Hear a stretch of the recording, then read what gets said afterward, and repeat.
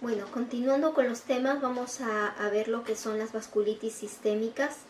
En definición, las vasculitis sistémicas lo que sucede es mediante procesos autoinmunes se va a provocar un depósito de antígenos, anticuerpos dentro del lecho vascular del endotelio, lo que va a producir inflamación, posterior obstrucción y necrosis del órgano cuyo vaso está afectado, ¿sí?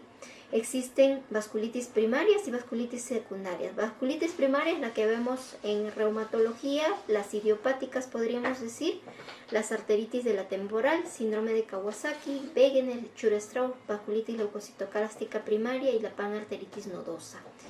Y las vasculitis secundarias también las vemos en reumatología, pero algunas otras no, como las infecciosas, neoplásicas y por medicamento.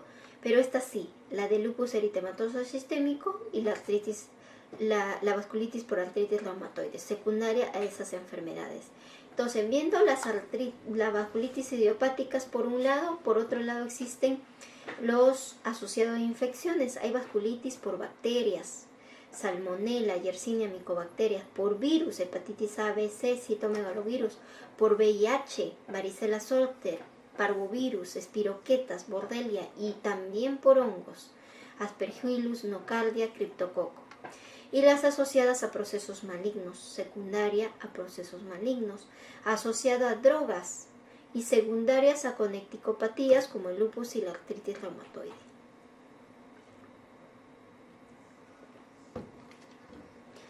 La clasificación.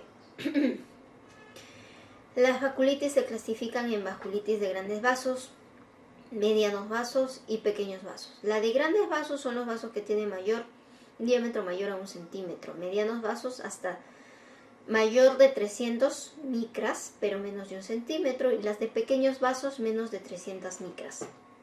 Las de grandes vasos podemos llamar ahí a la aorta y sus ramas mayores, ¿sí?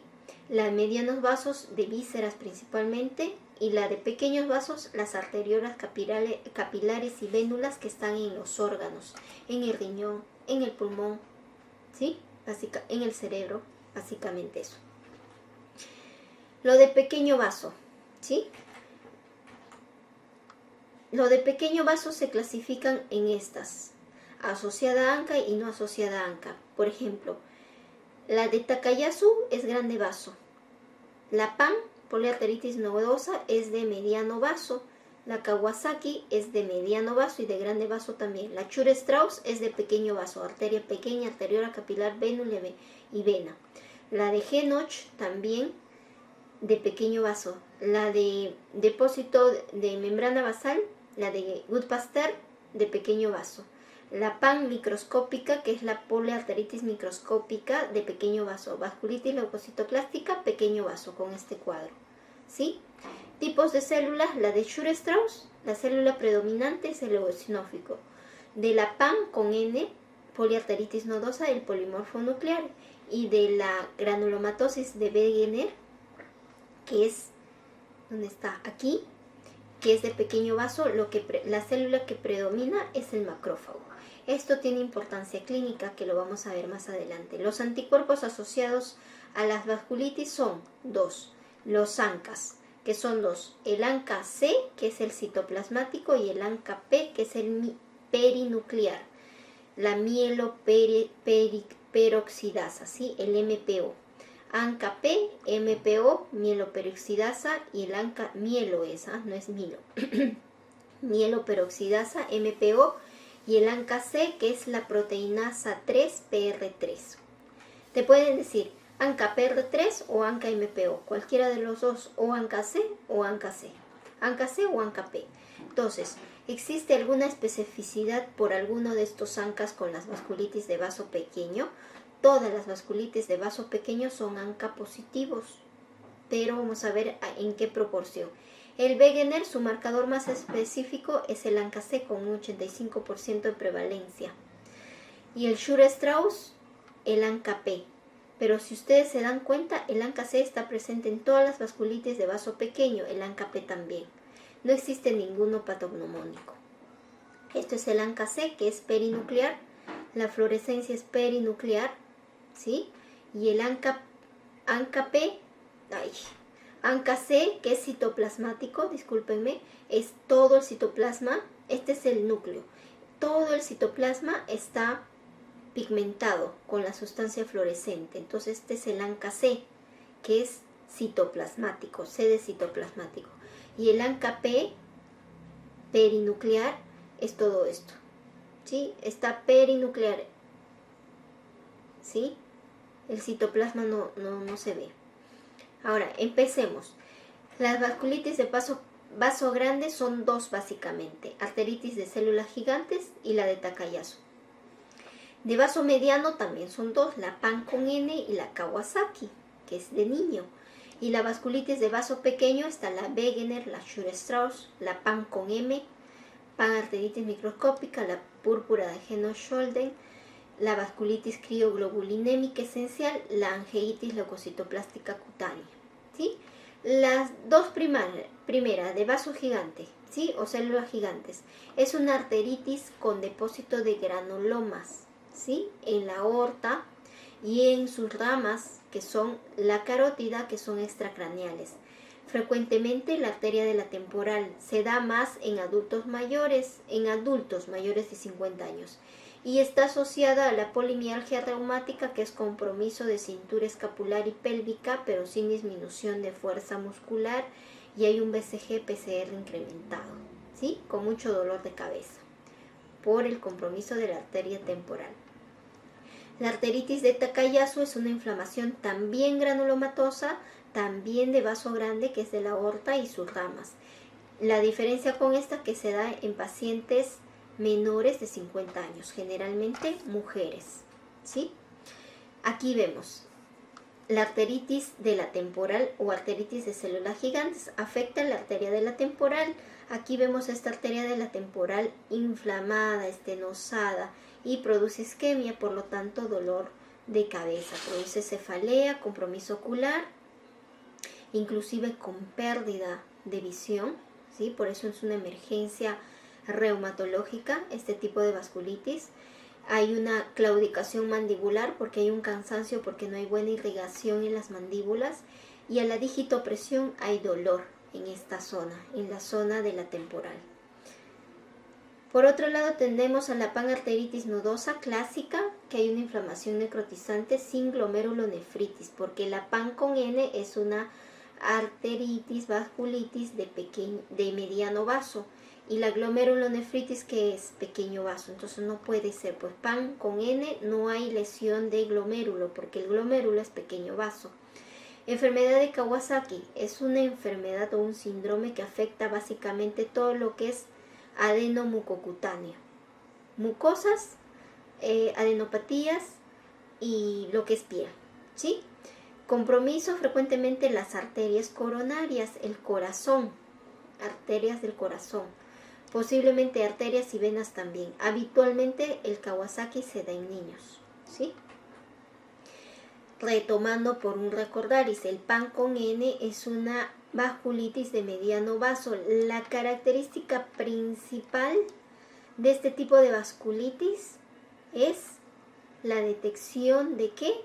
De una mononeuritis múltiple. Ese es lo más característico. Pero esta vasculitis también tiene artralgias, artritis, hemorragias mesentéricas, trombosis renal, insuficiencia renal, pero no por lesión glomerular, sino porque hay, como la vasculitis les había mencionado, que hay estenosis del vaso, hay trombos que obstruyen los medianos vasos de renales, los vasos aferentes, ¿sí? Esto genera hipertensión por lesión renal. También presenta infecciones pulmonares, afectación cardíaca con trombosis, pericarditis y falla cardíaca.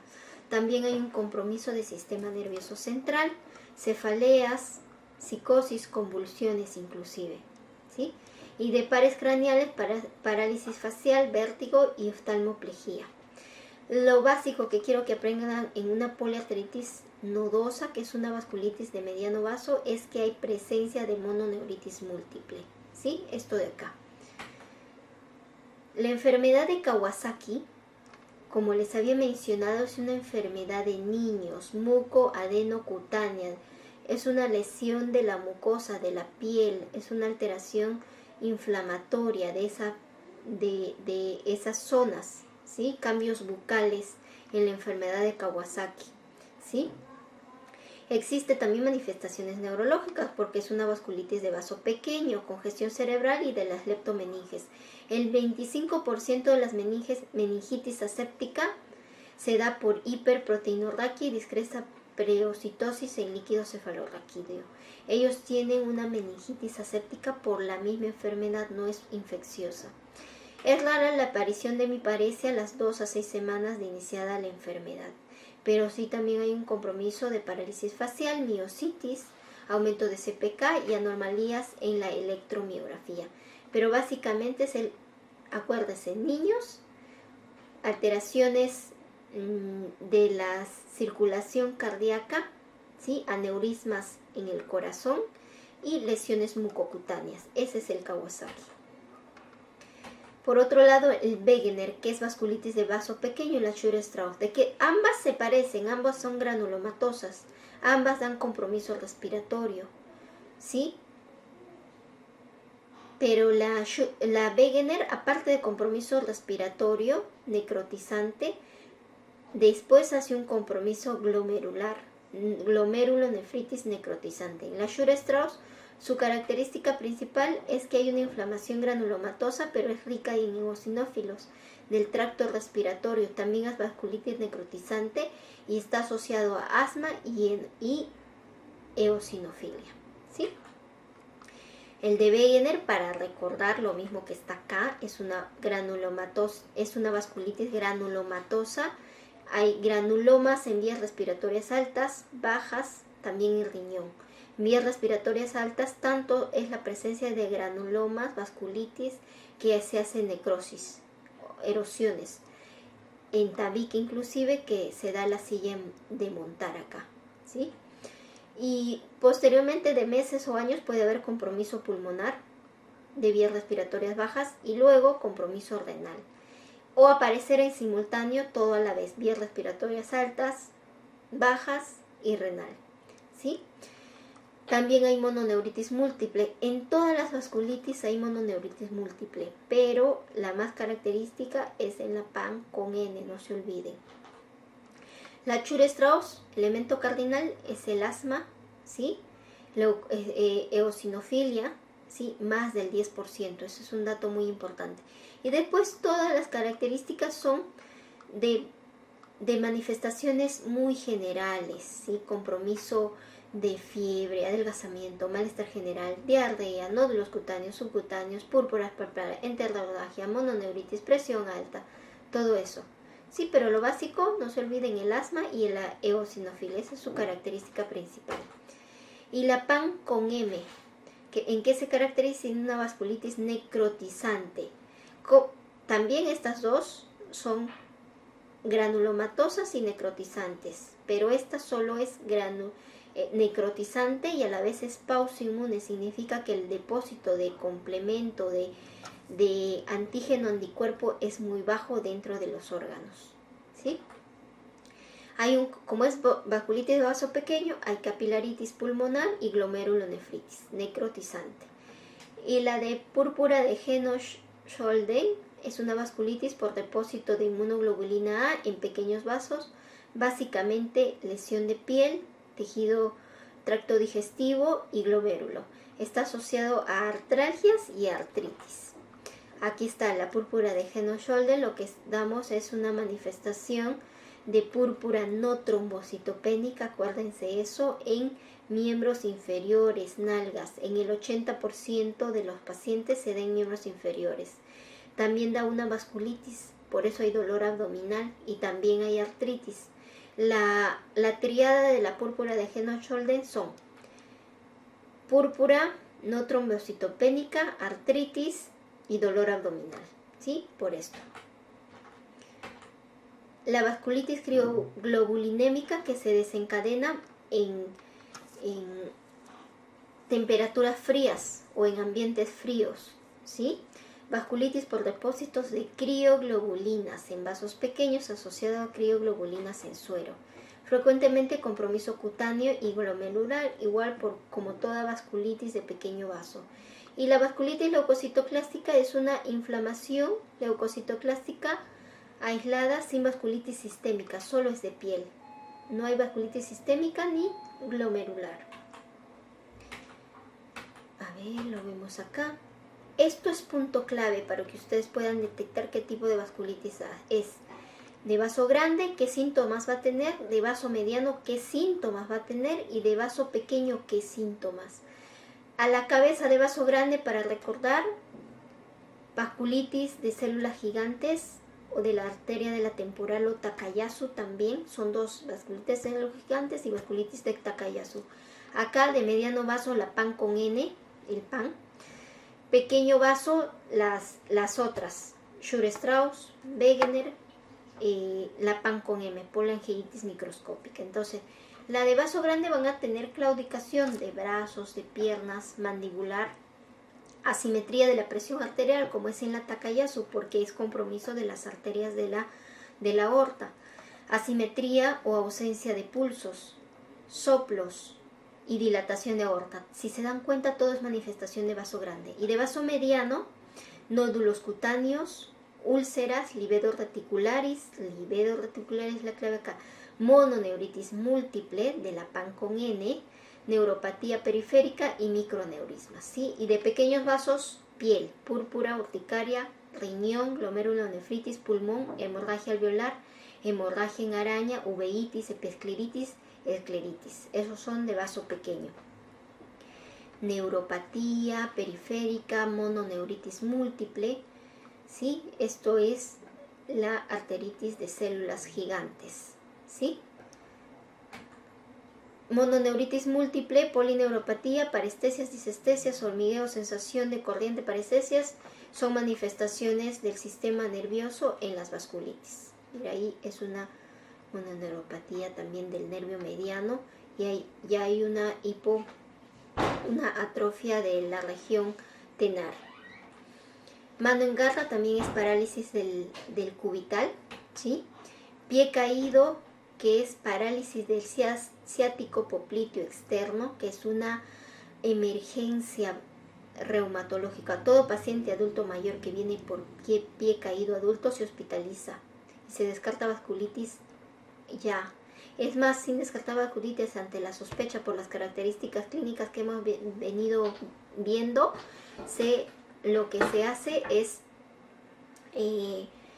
pulsos de metilprednisonona en los primeros días y después confirmar el diagnóstico, ciclofosfamida. Entonces, esto es un cuadro muy bonito que nos clasifica y nos da las características básicas de cada vasculitis. Poliarteritis nodosa, pacientes de 40 años jóvenes, a predominio más en hombres que en mujeres, arterias medianas, tejido daña riñón, pero no vaso pequeño, es vaso mediano, las entradas, trombos, nervio, ¿sí? Por la mononeuritis múltiple, intestino, ¿sí? Y corazón. Granulomatosis de Wegener generalmente es en hombres de 40 años jóvenes, compromiso de arterias, venas arteriolas pequeñas, compromiso de senos paranasales, pulmón y riñón. Acuérdense, senos paranasales, pulmón y riñón. Eso es la clave. Arteritis de la temporal, hombres o mujeres mayores de 60 años. Arterias elásticas grandes y su afectación de la arteritis de la temporal, aparte de la cabeza, es el ojo. Arteritis de Takayasu, mujer de 20 años, muy joven. Compromiso de aorta y sus ramas, que afecta el corazón, el cerebro y el músculo. Anginitis primaria del sistema nervioso central, esto no se lo explico, y por hipersensibilidad tampoco, no les va a venir. Por EDTC, lupus AR, en mujeres con lupus de 35 años, parecido a la PAN, ¿sí?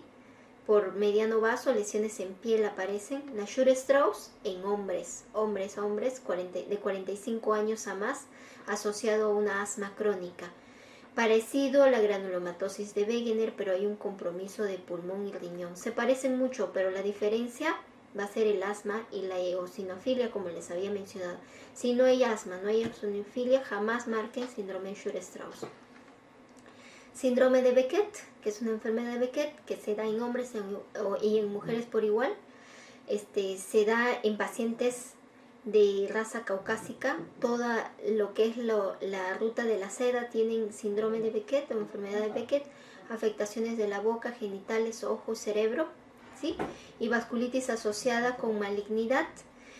Este tipo de vasculitis se da en hombres o mujeres con linfoma en mayores de 70 años, con afectación de venas y capilares, ¿sí? Y afectación básicamente el órgano diana es la piel. En cuanto al tratamiento de las vasculitis, vamos a hacer un recordaris un poco rápido de esto, solo para que tengan una idea, pero no es para que se lo sepan de memoria. Al último vamos a hacer un resumen, ¿sí? El tratamiento de todas las vasculitis, pongo de ejemplo la vasculitis de la granulomatosis de Wegener, según el EUVAS, que es el Grupo Europeo de Estudio de las Vasculitis. Lo clasifican si la vasculitis es localizada, lo único que a veces se da solo es metrotexate, como lo vamos a ver en el intermedio. Si la vasculitis sistémica es temprana, los síntomas van a ser constitucionales y vamos a ver un tipo de tratamiento. Si es generalizado con ANCA positivo, el tratamiento es diferente. Si es refractario, también, ¿sí? Y si es severo, con otro tipo de tratamiento. Entonces, lo vemos aquí. Existen varios estudios, el estudio NORAM, CICLOS, MEPEX, RITUS-VAS, RATE, que solo, no necesito que se lo aprendan, pero solo les menciono para que sepan que hay estudios específicos para determinada uso de medicamentos, ¿sí? El NORAM, que es un estudio que ve la vasculitis a la PAN con M, el CICLOS también la PAN, pero usa lo que es ciclofosfamida endovenosa con vía oral, ¿sí? El NORAM utiliza ciclofosfamida vía oral con metrotexate, los compara. El MEPEX compara ciclofosfamida con prednisona y metilprednisolona con ciclofosfamida vía oral. El RITUXMAB es una asociación de rituximab con ciclofosfamida en comparación con los pacientes control de ciclofosfamida con prednisolona. En general, dense cuenta que en todos los pacientes con lupus usamos ciclofosfamida. Eso es lo único que deseo que aprendan, ciclofosfamida y probablemente rituximab, ¿sí? Existen otros estudios, el SPARROW, el CLEAR, el PEXIVAC, el MIPSIX, el Alleviate, que usan diferentes medicamentos, ciclofosfamida, Gusperimus, que es un tratamiento biológico, el alemtuzumab, en diferentes dosis, pero esto es algo muy superfluo para ustedes, ¿sí? Entonces, básicamente, en la vasculitis existe una terapia de inducción y una terapia de mantenimiento. En la terapia de inducción les he mencionado la ciclofosfamida, les he mencionado al micofenolato, les he mencionado al rituximab. Pero en la parte de mantenimiento lo que usamos más es ciclofosfamida vía oral y aciatropina, además de micofenolato o metrotexate si es que no hay esos medicamentos, ¿sí? Entonces, vamos a verlo acá. Existen otros tratamientos que van hacia órganos diana, ¿sí? Recordemos, rituximab es un anti-CD20, ¿sí?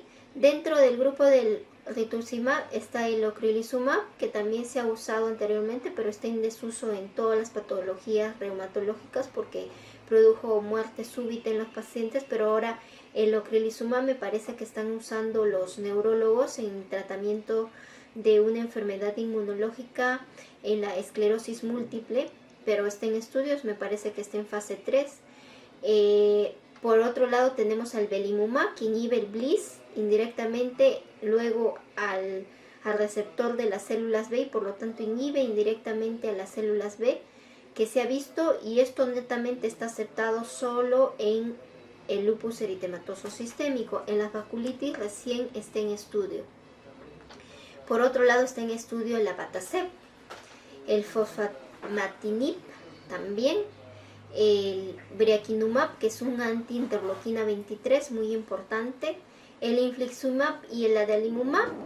Sí lo usamos más en los pacientes con artritis reumatoide, pero está en estudios en este tipo de pacientes con vasculitis. Ha habido respuesta, pero no la respuesta esperada, por eso mismo siguen en estudios, están ya en fase 3, 4 y esperamos la respuesta para ver si en algunos años a futuro, en algunos meses, podemos utilizarlo para algunas manifestaciones clínicas. En cuanto al pronóstico, antes de empezar el pronóstico, el tratamiento de todas las vasculitis básicamente son corticoides, prednisona o metilprednisolona como puente hasta que baje la inflamación. Tratamiento de primera línea, ciclofosfamida. Hay primera línea también micofenolato para algunas afectaciones.